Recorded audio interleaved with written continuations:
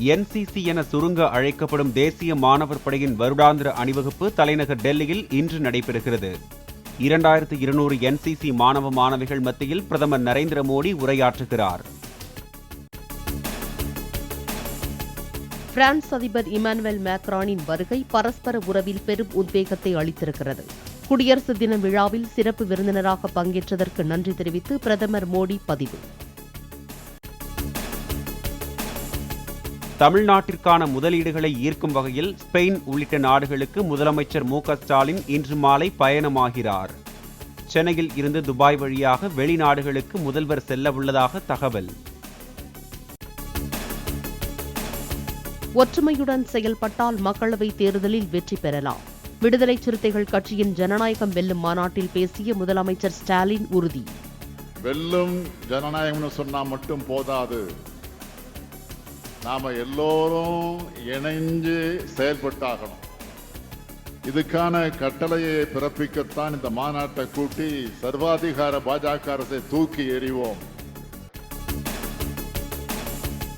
பாடகியும் இசையமைப்பாளருமான பவதாரணியின் உடலுக்கு இன்று தேனி மாவட்டம் பண்ணைபுரத்தில் இறுதிச் சடங்கு. திரையுலகினர் உள்ளிட்டோரின் அஞ்சலிக்கு பின் சென்னையில் இருந்து தேனிக்கு எடுத்துச் செல்லப்பட்ட உடல். மகள் பவதாரணியுடன் இருக்கும் பழைய புகைப்படத்தை வலைதளத்தில் பகிர்ந்த இளையராஜா, அன்பு மகளே என்று தலைப்பிட்டு உருக்கம். குடியரசு தினத்தை முன்னிட்டு ஆளுநர் மாளிகையில் தேநீர் விருந்து அளித்த ஆளுநர் RN ரவி. மத்திய அமைச்சர் எல் முருகன், தமிழக அமைச்சர்கள் சேகர்பாபு, தாமு அன்பரசன், மா சுப்பிரமணியன், தங்கம் தென்னரசு, முன்னாள் அமைச்சர் ஜெயக்குமார் பங்கேற்பு. திமுக ஆட்சியில் விலைவாசி விண்ணை முட்டும் அளவு உயர்ந்துள்ளதாக எடப்பாடி பழனிசாமி குற்றச்சாட்டு. தொழில் நலிவடைந்து விட்டதால் தனிநபர் வருவாய் குறைந்து விட்டதாகவும் பேச்சு. கடுமையான விலை உயர்வு 40% உயர்ந்து போச்சு. ஆனா வருமானம் குறைஞ்சு போச்சு. அது மட்டும் இல்லாம நகர்ப்புறத்திலே கடுமையான உயர்வு, வீட்டு வரி உயர்வு, கடவரி உயர்வு, மின்கட்டணம் 52% உயர்வு. எப்படி மக்கள் தாக்கு பிடிக்க முடியும்? ஆக இன்றைக்கு தொழிலும் சீரழிந்து விட்டது. விவசாயமும் இன்றைக்கு படுபாதாளத்துக்கு போய்விட்டது. ஆக மக்கள் பிழைக்க முடியாத நிலைக்கு இந்த ஆட்சியில் தள்ளப்பட்டது என்பதுதான் யதார்த்த உண்மை. வரும் 5ஆம் தேதி முதல் தமிழகம் முழுவதும் சுற்றுப்பயணம் செய்கிறது அதிமுக மக்களவை தேர்தல் அறிக்கை தயாரிப்பு குழு. அனைத்து தரப்பு மக்களின் கோரிக்கைகளை அறிய உள்ளதாக எடப்பாடி பழனிசாமி அறிவிப்பு. பீகார் மாநில பாரதிய ஜனதா கட்சியின் 2 நாள் செயற்குழு கூட்டம் இன்று தொடக்கம். கூட்டணி குறித்து கட்சி மேலிடம் எடுக்கும் முடிவுக்கு பீகார் பாஜக கட்டுப்படும் என்று MP சுஷில்குமார் மோடி தகவல். சீட்டுக்கட்டு போன்ற இந்தியா கூட்டணியை ஒவ்வொரு முறை குலுக்கும் பொழுதும் ஜோக்கர் போல் ஒரு கட்சியாக வெளியேறுவதாக அண்ணாமலை விமர்சனம்.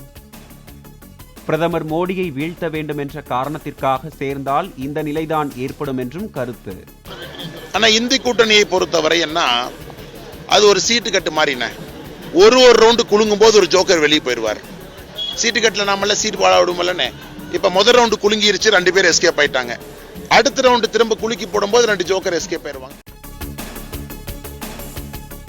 குடியரசு தினத்தை முன்னிட்டு இந்திய மாணவர்களுக்கு பரிசு அறிவித்த பிரான்ஸ் அதிபர் மேக்ரான், 2030ஆம் ஆண்டுக்குள் தங்கள் நாட்டில் கல்வி பயிலும் இந்திய மாணவர்கள் எண்ணிக்கையை 30,000ஆக உயர்த்த உறுதி.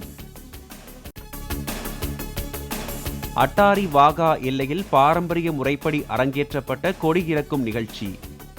மிடுக்குடன் நடைபோட்டு தேசிய கொடியை இறக்கி மடக்கிய எல்லை வீரர்கள்.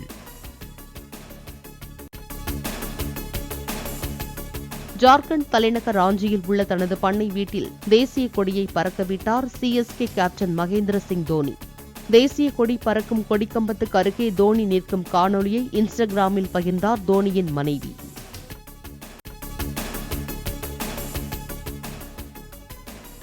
கர்நாடகாவில் இன்ஸ்டா ரீல்ஸ் மூலம் பிரபலமான பள்ளி ஆசிரியையை கழுத்தை நெரித்து கொலை செய்து புதைத்த ஆண் நண்பர் கைது. தம்பி உறவு முறையில் பழகியவர் அத்துமீறுவதை உணர்ந்து ஆசிரியை தொடர்பை துண்டித்ததால் ஆத்திரம். காக்கா கழுகு கதையை விஜய் மீதான தாக்குதல் என்று பலர் தவறாக புரிந்து கொண்டுள்ளனர். இதுபோன்ற விஷயங்களை இனி கொண்டு வராதீர்கள் என லால் சலாம் இசை வெளியீட்டு விழாவில் நடிகர் ரஜினிகாந்த் பேச்சு. பொதுக்குழு ஒப்புதலை அடுத்து புதிய கட்சியை பதிவு செய்ய அடுத்த வாரம் டெல்லி செல்லும் நடிகர் விஜய் மக்கள் இயக்க நிர்வாகிகள். தமிழக அரசியல் பிரமுகர்கள் மற்றும் தொழிலதிபர்களை விரைவில் விஜய் சந்திக்கவும் திட்டம். பணிப்பெண்ணை தாக்கிய புகாரில் கைதான பல்லாவரம் எம்எல்ஏவின் மகன் மருமகள் சிறையில் அடைப்பு. பிப்ரவரி 9ஆம் தேதி வரை நீதிமன்ற காவலில் வைக்க நீதிபதி உத்தரவு. சென்னையில் விஜயகாந்த் இல்லத்திற்கு சென்று அவரது உருவப்படத்திற்கு மாலை அணிவித்து மரியாதை செலுத்திய நடிகர் சிலம்பரசன் குடும்பத்தினருக்கும் ஆறுதல் கூறினார். பாகிஸ்தானில் நிலவி வரும் கடும் குளிரால் நிமோனியா பாதிப்புகள் அதிகரிப்பு. பஞ்சாப் மாகாணத்தில் ஜனவரி மாதம் மட்டும் 220 குழந்தைகள் நிமோனியா காய்ச்சலுக்கு பலி.